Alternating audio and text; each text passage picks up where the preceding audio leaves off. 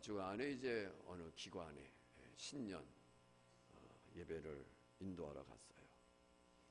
그 가운데 세 분이 이제 예배 끝난 뒤에 기도를 부탁하는 거였어요. 그래서 뭐가 있습니까? 했더니 승진 심사가 있는데 이번에 승진이 꼭 돼야 됩니다. 그래서 점심 식사 후에 이제 세 분 그냥 다 함께 기도를 드렸어요. 그랬더니 이제 토요일에 전화가 왔습니다.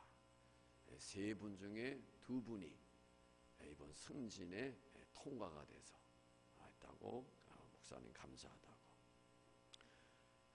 한 분은 이제 예수 믿는 지 얼마 안 된 분이었어요. 그래서 한편으로 조금 안 된 마음도 있지만은 그래도 믿음 생활 오래 하고 한 사람이 그래도 돼야 되지 않나 하는 생각에 그랬어요.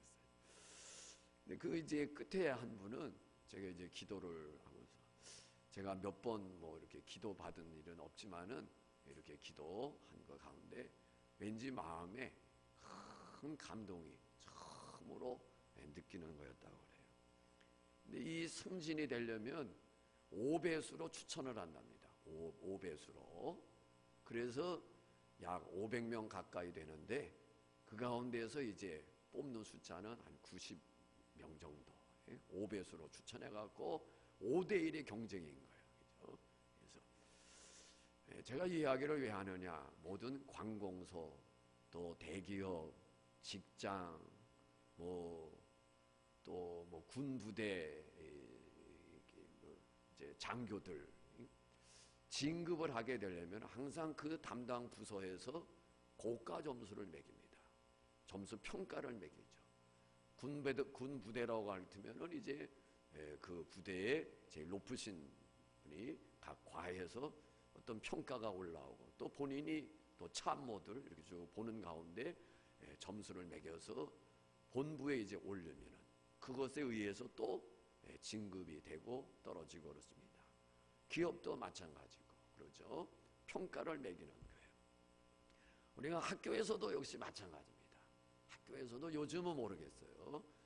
저희 어린 시절에 초등학교 이제 여름방학 겨울방학 되면은 수미 양가에 점수가 매겨지고 또 그것만이 아니라 학생의 신상에 대한 기록을 남겨요. 매우 명랑하고 활동적인 이 아이는 매우 산만한 뭐 이게 있습니다. 그런 평가를 우리가 받습니다. 근데 참 선생님이 어떻게 지금은 뭐 몇 명 되지도 않아요. 저희 때는 60명 많으면은 그 이상도 되고 그랬단 말이에요. 지금은 뭐 20명, 뭐 10명 심지어 그렇다고 그래요. 그렇게 많은 학생들을 이렇게 보면서도 그 간략하게 썼어요. 통지표라고 그랬어요. 저희 어릴 때는. 그럼 거기에 평가가 있는데 그 짤막한 글이지만은 아주 정확하다 그런 생각을 해요. 제가 어렸을 때 어떻게 알았겠어요? 제 아이들을 보면서 선생님이 이렇게 써준단 말이에요. 몇 자 이렇게 보면은 정확하다. 부모된 입장으로 그렇습니다. 그것이 뭐 어릴 때부터 초등학교 또 중학교 고등학교 또 직장에 가서 뭐 계속 평가를 받습니다. 평가. 그래서 그 평가에 의해서 그 매겨진 고가 점수에 의해서 진급이 되기도 하고 승진이 되기도 하고 그 자리에 머물러 있기도 하고 그렇습니다.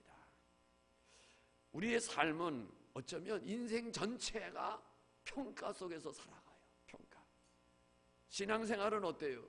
신앙생활도 역시 평가를 받습니다. 저도 평가를 한단 말이에요. 평가. 그래서 누가 A다 B다 뭐 이렇게 발표는 안 합니다만은 평가를 다 해요. 아무개는 진국이다. 아주 날마다 새롭게 진국. 이름도 신진국이야. 신진국. 얼마나. 근데 그 사람은 이름 그대로 정말 진국이에요. 진국. 이번에 진급하신 분이에요.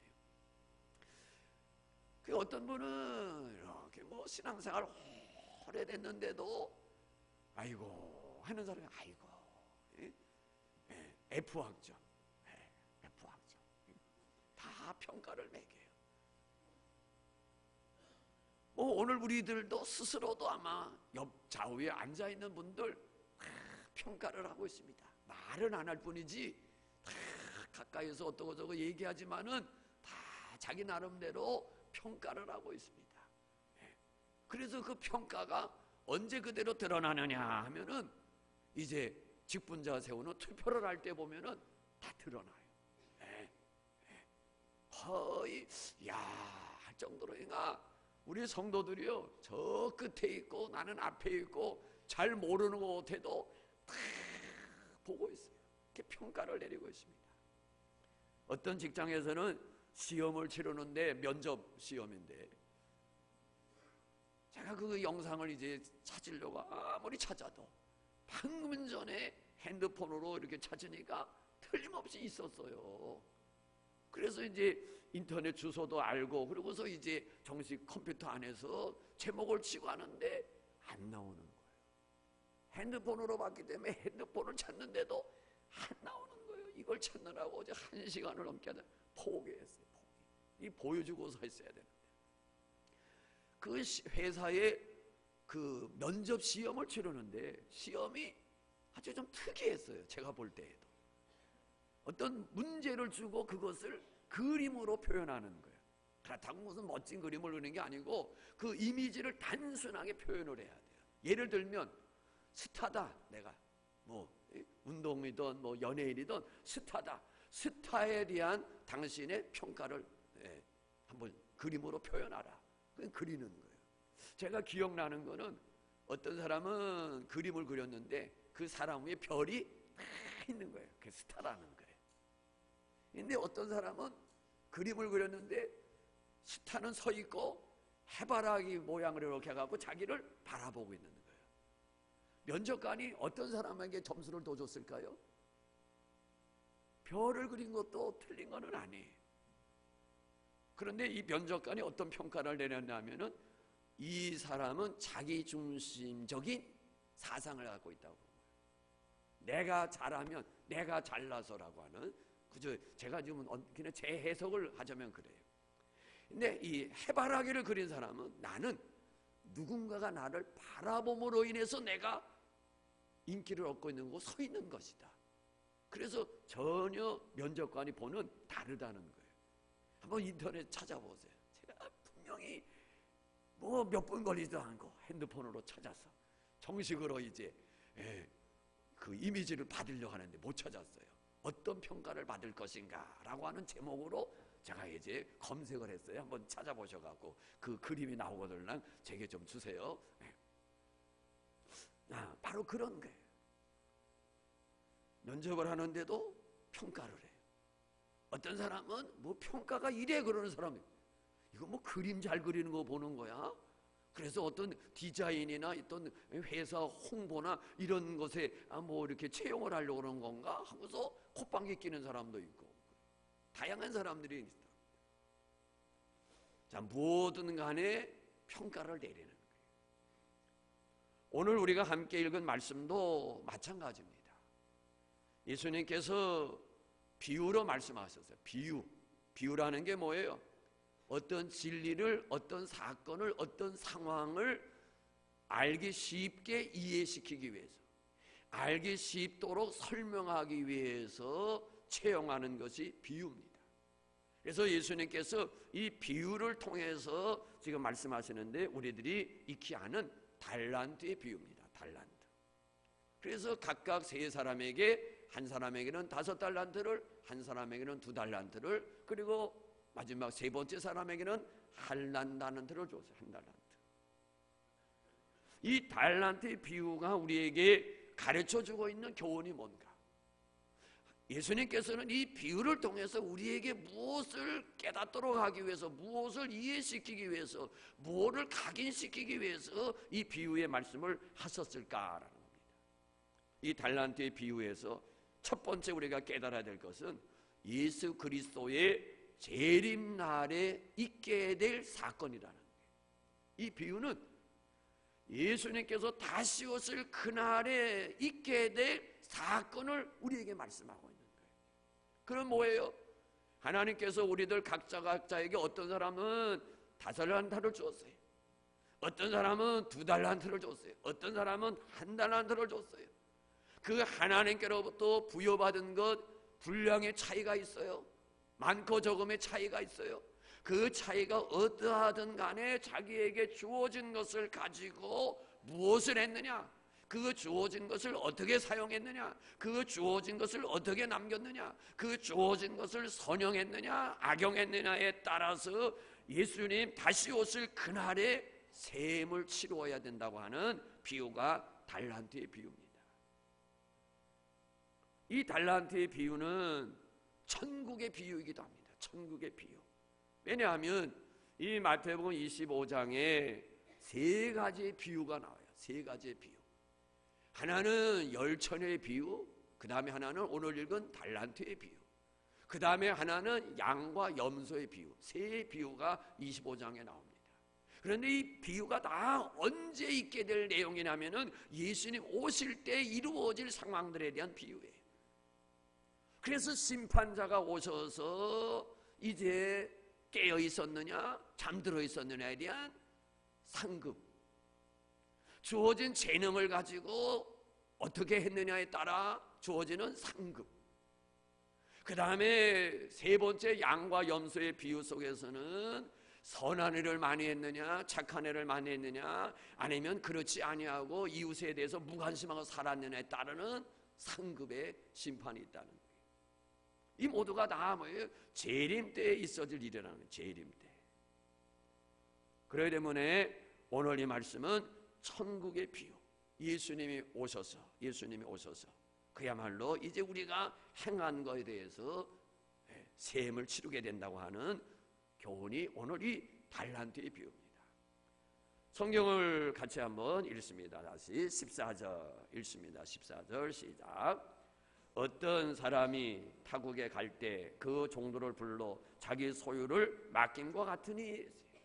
그래서 어떤 사람은 우리는 여기에 예수님을 대입할 수가 있습니다. 어떤 사람이 예수님을 대입시키면 예수님이 타국에 갈 때 이 타국은 이 지상에서 하나님의 나라로 올라가신 예수님, 그 상황을 생각할 수 있습니다.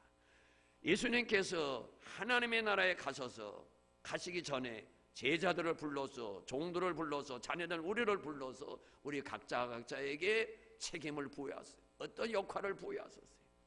소유를 맡기셨다 그랬어요. 오늘 15절에는 그 재능대로 그랬습니다. 재능대로. 예수님께서 이제 다시 오실 그때에 우리에게 주어진 그 재능과 은사와 그 복을 따라서 이제 셈을 치르게 됩니다. 그러므로 우리는 이 달란트의 비유를 통해서 먼저 주님은 다시 오신다. 다시 오시면 약속하신 주님의 약속은 반드시 이루어진다. 이 진리를 깨달아야 될 줄로 믿습니다. 예수님의 다시 오심이 비록 더딜지라도 다시 오시겠다고 약속하신 것이 2000년이 지났어요. 2000년이. 그러나 주님은 다시 오신다.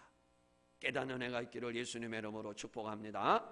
그러면 다시 오시마 약속하신 것, 이제 하나님께서 약속하신 말씀 가운데 이 한 가지만 남았어요. 수많은 예언들이 다 성취됐어요. 이제 한 가지 약속, 다시 오시마는 약속. 그러면 생각해 보세요. 100가지 약속 가운데 99가지의 약속이 다 이행됐어요. 99가지의 약속을 다 그대로 실행에 옮겼어요. 그렇다면 남은 한 가지 약속도 이루어질 줄로 믿어야 돼요? 믿어야죠. 100가지 약속 가운데 99가지 약속을 다 착오 없이 그대로 다 이행해. 그렇다면 남은 한 가지도 틀림없이 이루어지는 거예요. 성경의 약속이 뭐 100가지 뿐입니까? 이제 예수님은 다시 오셔. 그러므로 저와 우리 믿음의 식구들은 다시 오실 예수님을 맞이할 준비됨이 있어야 돼요. 이것을 유비무환의 신앙이에요. 저와 우리 믿음의 식구들이 다 유비무환의 신앙을 가질 수 있기를 바랍니다. 유비무환. 준비됨이 있어야 된다는 준비. 유비무환이 뭐예요? 위급한 상황이 발생하는 것을 대비해서 가상훈련을 하는 거예요. 예를 들어서 화재가 발생했다. 그런 소방대원들이 이 화재를 어떻게 진압해야 되는가라고 하는 훈련을 받는 거예요. 평소에 가상 훈련을 통해서 실제 화재가 발생했을 때 그 현장에 침투해서 어떻게 사고를 줄이고 인명을 구원하고 그 화재를 진압할 것인가. 평소에 훈련이 잘 되어져 있으면 제천 화재 사고 같은 그 사고가 안 났을 거예요. 오늘 인터넷으로 이렇게 검색해 보니까 그 제천 화재 현장에 2층에서 제일 많은 사람이 죽었는데요, 2층에는 전혀 불이 안 붙었다는 거예요. 2층에는 전혀 불길이 붙지를 않았어요. 입구의 벽면만 조금 끄름이 있고 전혀 모든 천장보다 바닥까지 그 어느 것 하나도 불탄 게 없어요. 그런데 그 2층에서 가장 많은 사람이 죽었어요. 왜 거기 경찰관이 못 들어갔지?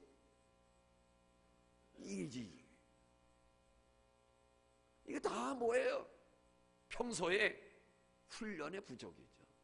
가상훈련, 세월호 사건 마찬가지죠. 늘 평소에 그런 사고를 대비해서 어떻게 조치를 해야만 최소한으로 사고를 줄일 것인가, 그런 훈련이, 이게 유비무환이에요. 유비무환. 어떤 사고가 발생했을 경우 아무 이상이 없어요. 그래서 우리가 다 손 놓고 있으면 실제 사고가 발생했을 경우에는 대책이 없는 거예요.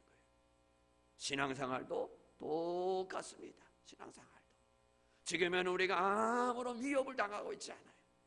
아무런 어떤 핍박을 받고 있지 않습니다. 아무 이상이 없습니다. 그러나 우리는 뭐예요?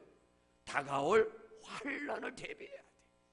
왜? 성경이 이야기하고 있단 말이에요. 우리가 신앙생활이 지금처럼 언제나 편안하게 할 수 있지 않아요. 우리가 지금처럼 언제나 예수님을 전할 수 있는 게 아니에요. 언제나 지금처럼 말씀을 전할 수 있는 게 아니에요. 전해야 될 하나님의 말씀을 전해서는 안 되는 위협이 이제 온다 이거예요. 물론 그 위협이 와도 진리를 진리라고 전해야죠. 그러나 그것을 통과하려면 뭐가 필요한가요? 평소에 지금 우리가 신앙에 무장이 되어져 있어야 되는 거예요. 지금 우리가 영적으로 깨어 있어야만 우리에게 어떠한 환난이 다가오고 위협이 다가오고 어떠한 그야말로 세상의 화려한 것들로 우리를 유혹한다 할지라도 그것을 뭐 할 수 있는 거예요? 거부할 수 있다. 순교는 하루아침에 갑자기 되는 게 아니에요. 매일같이 평소에 순교적 신앙을 각오하면서 기도하면서 하나님의 힘을 구하면서 나갈 때 오늘 우리에게 다가오는 환난과 유혹을 이겨내게 되는 줄로 믿습니다. 유비무환의 신앙, 예수님 다시 오실 때 어마어마한 환난이 이 땅에 있을 것을 이야기하고 있어요. 우리가 그것을 믿음으로 통과하기 위해서는 지금 깨어 있어야 되는 거예요. 지금 말씀으로 무장되어 있어야 되는 거예요. 지금 내 신앙을 강하게 다져야 되는 거예요. 그런데 실제 우리 모습은 어때요? 물론 문제가 없으나 보니까 참 잠들어 있는 거예요. 영적으로 다 잠들어 있어요. 새벽을 깨우는 사람보다도 잠든 사람들이 더 많아요. 금요 철야에게 나와서 기도하는 사람보다도 잠든 사람이 더 많아요. 이것이 오늘의 현대 교회의 모습이다. 이게 모든 교회들의 모습입니다. 모든 교회들의 모습. 과거 우리 믿음의 어르신들이, 믿음의 선배들이 새벽을 깨우며 기도했던 모습들 지금 찾아보기 어려워요. 강추위 속에서도 영하 15도 20도 된 강추위 속에서도 산 꼭대기 올라가서 부르짖던 기도의 모습들 지금은 찾아볼 길이 없어요. 우리가 오늘이라는 이 시간 속에 우리가 영적으로 깨어 있어야 돼요. 영적인 안일함과 태만 속에서 아무 준비 없이 살다가 주님 오시는 날 당황하게 될 거예요. 당황하게 될 거예요. 우리 현대 그리스도인들 머릿속에, 의식 속에 저는 개인적으로 이렇게 판단해요. 재림 신앙이 심해하다. 재림신앙, 다시 오실 예수님에 대한 그 의식이 심해. 좀 더 낮게 평가하면은 다시 오실 예수님에 대한 신앙이 없어요. 신앙이 없어요. 솔직하게 생각해 보세요. 예수님 다시 오십니다, 다시 오십니다 라고 하는 의식을 깨우고서 믿음 생활하고 있는 분들 얼마나 됨십니까? 하나의 그냥 성경에 기록되고 있는 글자일 뿐이에요. 우리들의 의식 속에 다시 오실 예수님에 대한 의식이 없어요. 과거 우리 어르신들은 다시 오실 예수님을 소망하고 대망하면서 믿음 생활하세요. 낮이나 밤이나 다시 오실 예수님 고대합니다. 다 그랬어요. 초대교회 성도들의 헤어질 때 인사가 뭔지 아십니까? 인사가 예수님 다시 오십니다. 마라나타, 이게 인사였어요. 헤어질 때 성도들이 모여서 헤어질 때 마라나타, 예수님 다시 오십니다 그러면서 헤어졌어요.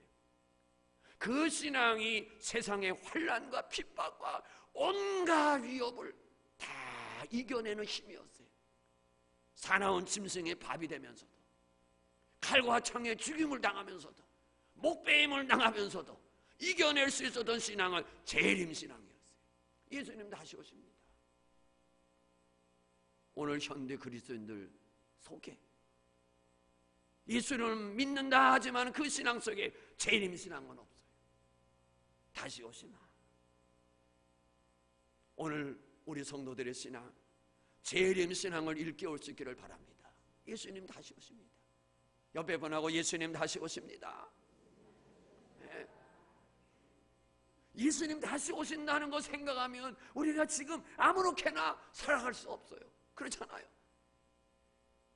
만왕의 왕 만주에 드는 예수님 오셔서 이제 우리를 그야말로 세임을 치러야 되는데, 우리에게 주어진 것들이 있다면 재능, 은사, 축복, 여러 가지 강함의 은혜들 다 있어요. 남이 갖지 못한 것, 나만 받은 것들 있어요.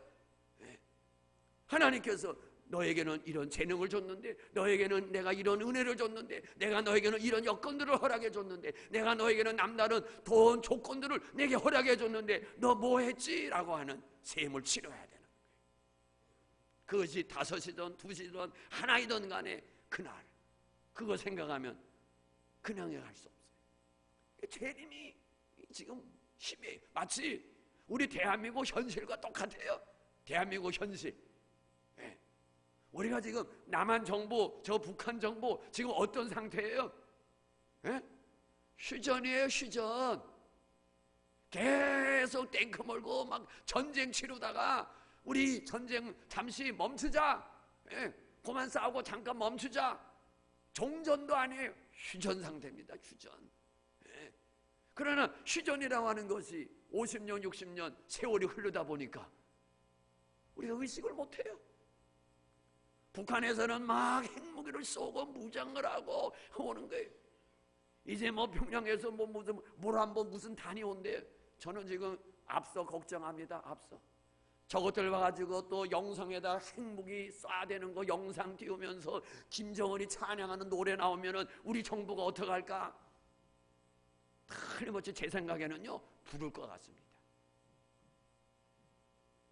제 생각에는. 그러나 제 생각이 틀리기를 원해요. 대한민국에 와서 영상 틀어놓고 김정은이가 핵무기 쏴대는 거하고 그거 찬양하는 노래가 이 땅에서 불러지면 되겠어요? 틀림없이 부를 겁니다. 안 불러지기를 소원해요. 중국에 가서도 이거 했어요. 모란봉이게 핵무기 쏴대고. 중국 정부가 어떻게 했어요? 이거 못합니다. 우리 아바의 수령 동지, 우리의 영원한 지도자 뭐라고요? 안 됩니다. 철수! 하고 가버렸어요. 어마어마한 공연장에서 초빙마도가 하는데 그거 못하게 한다고 그러면 우리는 갑니다. 고! 대한민국 정부가 이거 막을까? 안 하기를 바라요. 기도하세요. 안 하기를. 만일에 하게 되면 되겠어요? 큰일 나는 거죠. 지금 우리는 휴전 상태예요, 휴전. 예. 그러나 60년이라는 세월이 흐르다 보니까 한 세대가 지금 바뀌어 가니까 뭐 이 의식이 없어요. 의식이 없어요. 지금 젊은 세대는 어릴 때부터 학교에서 잘못된 역사관, 잘못된 의식을 배워갖고 머릿속에 우리 기성세대, 어른 세대들이 갖고 있는 의식이 없어요. 학교에서 잘못된 역사관을 배웠거든. 그걸 뭐 어떻게 고쳐놓을 거예요? 못 고치는 거예요. 그거 똑같아.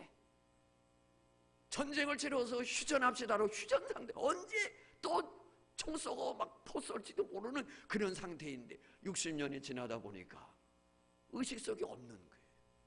6.25를 경험하지 못한 세대들이 다 지금 어른들이고 지금 뭐 젊은 세대들. 그러니까 그 똑같아. 예수님 다시 오시면 의식이 없는 거예요.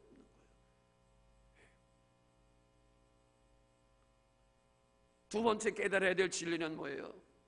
하나님께로부터 부여받은 은혜, 받은 은사, 받은 축복, 남다른 재능들 어떻게 썼느냐에 대한 셈이 어떻게 썼느냐, 어떻게 썼느냐. 그리고 하나님께로부터 부여받은 그것에 대해서 어떤 의식을 가지고 있었느냐, 어떤 의식. 오늘 말씀해 보세요. 14절에 보면은 다시 읽어요. 시작. 또 어떤 사람이 타국에 갈 때 그 종들을 불러 뭘 맡겼다고 그랬어요? 자기 소유, 아버지의 것 우리에게 맡기신 거예요. 하나님께서 우리가 지금 가지고 있는, 누리고 있는 모든 것들 아버지께서 우리에게 맡기신 거예요. 내가 주인이 아니에요. 그런데 오랫동안 내 마음대로 사용하다 보니까 내가 주인인지 진짜 그 주인이 주인인지를 혼돈하고 있어요. 그래서 많은 그리스도인들이 주여라고 외치면서도 실제적으로 모든 삶에 내가 주야. 주라는 말은 주인이시여라는 말이에요. 주인. 바로 이런 얘기예요. 자기 소유를 아버지께서 당신의 것을 우리에게 맡겨주셨어요. 어떤 사람에는 이런 재능, 어떤 사람은 저런 재능, 그림을 그리는 재능, 노래를 하는 재능, 어떤 사람은 돈 버는 재능, 사업가의 재능, 뭐 여러 다 재능이 달라요. 다 은사가 달라요. 재능대로 주셨어요. 재능 다 부여받은 게 그거 다 누가 주신 거예요? 하나님이 주셨다는 거예요. 하나님. 그래서 아버지 거라는 거예요. 아버지 거. 자기 소유를 맡기지. 우리는 맡은 거예요. 그러면 우리는 뭐예요? 청직입니다. 청직이. 청직이란 타인의 제사를 관리하는 게 청직이에요. 청직이. 주인의식입니다. 누가 주인이냐. 오늘 이 말씀은 누가 주인이냐는 거예요. 누가 주인이냐. 그 달란트의 주인, 그 재능의 주인이 누구냐는 거예요. 저와 믿음의 식구들은 내가 가진 모든 것 하나님 아버지의 소유라는 것 기억할 수 있기를 예수님의 이름으로 축복합니다. 아버지 것이에요. 그래서 내가 가진 모든 것 아버지의 뜻을 따라서, 아버지의 기뻐하시는 뜻을 따라서 우리가 그 모든 것들을 주님의 나라 위해서 바르게 사용할 수 있는 그런 은혜가 우리 안에 있기를 예수님의 이름으로 축복합니다. 그 다음에는 뭐예요? 최선을 다해서 충성해야 된다는 거예요. 최선을. 5달란트 받은 사람 그거 가지고 최선을 다해서 5을 남겼어요. 2달란트 받은 사람 최선을 다해서 2달란트 남겼어요. 끝까지 최선을 다한 거예요. 충성을 다한 거예요. 그러나 1달란트 받은 사람은 땅에다 묻어두고 아무것도 하지 않았어요. 설사 열심히 뭔가 일을 하려고 했는데 그 1달란트를 잃어버렸습니다라고 했다면 악하고 게으르고 무익한 종이라는 평가 안 받았을 거예요. 아버지 하나 가지고 몸부림쳤는데 애썼는데 힘썼는데 이제 반토막 됐네요. 빈 깡통 됐네요. 어떡하죠? 아버지께서 결코 책망하지 않으셨어요. 이 1달란트 받은 사람은 그것을 땅에다 묻어두고 쓰지 아니하고 오히려 주인을 악한 자로 몰고 있어요. 악한 자로. 내가 이거 가지고 뭐 했다가 잃어버리게 되면 당신 앞에 설 때 어떠한 비난과 형벌을 받을 것인가. 그렇기 때문에 나는 그대로 묻어뒀다가 당신의 것 드립니다. 책망받는 거예요. 이 악한 종아, 자기가 게을러서 아무것도 하지 아니하고 오히려 주인을 악한 자로. 오늘 우리들 크든지 작든지 간에 충성을 다해야 돼. 최선을 다해야 돼. 우리 모두가 충성 다하는 하나님의 사람들 되기를 예수님의 이름으로 축복합니다. 어느 대학 교수가 겨울 특별 강좌인지 모 대학에서 초대를 받았답니다. 이번 특별 강좌에 좀 교수 오셔서 해줄 수 있겠습니까? 거리가 상당히 멀어요. 그런데 승낙을 했던 거예요. 그래서 제가 기꺼이 이번 특별 강좌 하겠습니다. 그러고서 얼마 지난 후에 다시 전화가 와서 교수님, 이번 특별 강좌 취소해야 되겠습니다. 왜요? 학생이 너무 적습니다. 괜찮습니다. 적어도 그래도 나 강의하겠습니다. 근데 학생이 몇 명이었냐면 2명뿐이었어요. 그래도 2시간 3시간 되는 거리를 눈보라 맞아가면서 그 강의하러 매일같이 가는 거예요. 그런데요, 나중에 졸업을 하고 이제 시간이 어느 정도 흘러서 노벨 물리학상을 그 2 학생이 받은 거예요. 2 학생이. 이분들이 그 노벨 물리학상을 받으면서 그 소감을 얘기하는데, 우리가 이 상을 받을 수 있었던 것은 그때 그 눈보라 맞아가면서도 우리 단둘인 학생을 위해서 열심히 와서 강의해준 그 노 교수님의 은혜입니다. 2 사람이라도. 그래서 대학 본부에서는 이 강의를 취소해야 되겠습니다만 괜찮습니다. 2이면 어떻습니까? 그래요. 하나님의 일이 그렇습니다. 2이면 어떻습니까? 1명이면 어떻습니까? 하나님이 내게 맡겨주신 사명, 최선을 다해서 충성하는 것이 하나님 앞에 영광인 줄로 믿습니다. 우리 모두가 예수님 다시 오신다는 거 꼭 기억하시고, 주님 앞에 서는 그날 칭찬받는 자로, 상 받는 자로 서기 위해서 믿음에 다름질하는 저와 우리 모두가 되어지기를 예수님의 이름으로 축복합니다. 우리 시간 말씀 생각하면서 함께 기도하기를 원합니다.